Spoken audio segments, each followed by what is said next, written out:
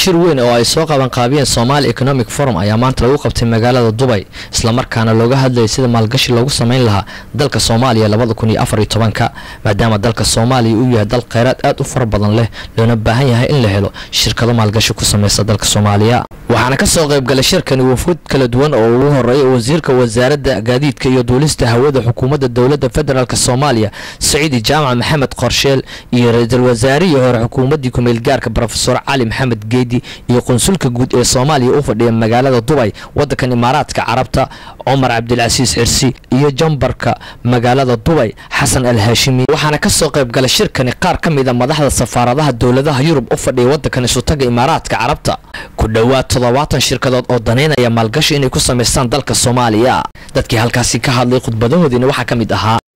with Somalia has increased to 1.6 billion dirhams. ganacsiga Dubai ay la leedahay Soomaaliya wuxuu kordhay 1 bilyan dirham inta u dhaxaysa January ilaa September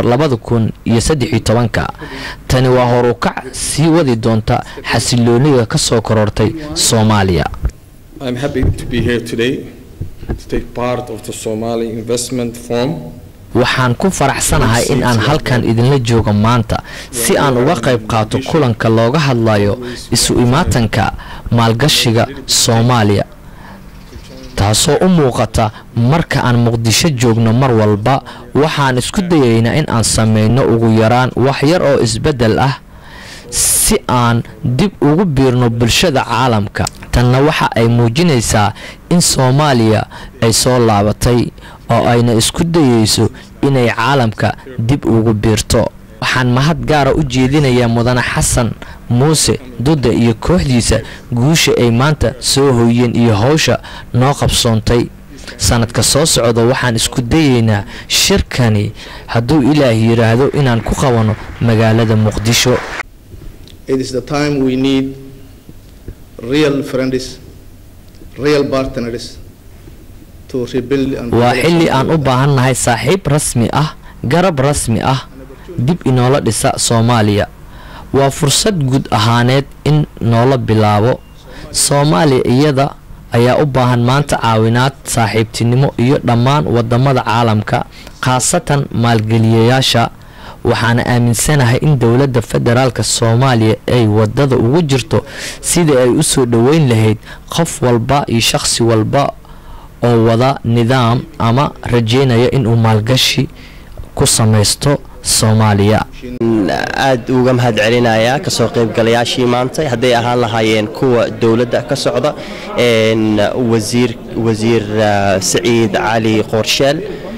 iyo Prime Minister ki hore Soomaaliya Ali Maxamuud Geedi iyo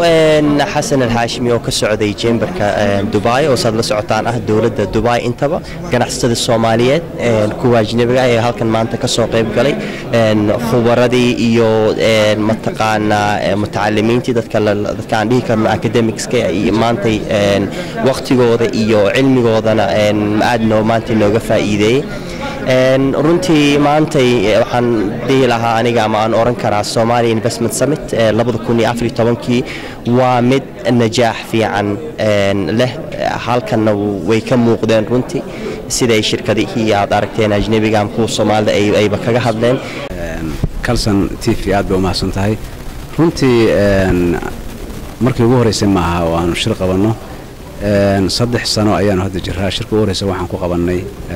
London iyo Nairobi kan waa shirkii saddexaad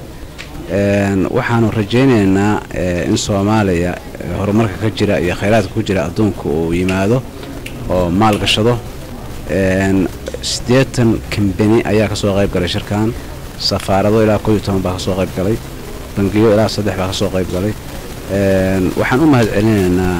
dawladda federaalka oo wafdi noo soo dirtay waxaan u mahad celinaynaa ra'iisul wasaaraha hore Geedi oo khudbad dheer ka jeediyay shirka wallahi waxaanu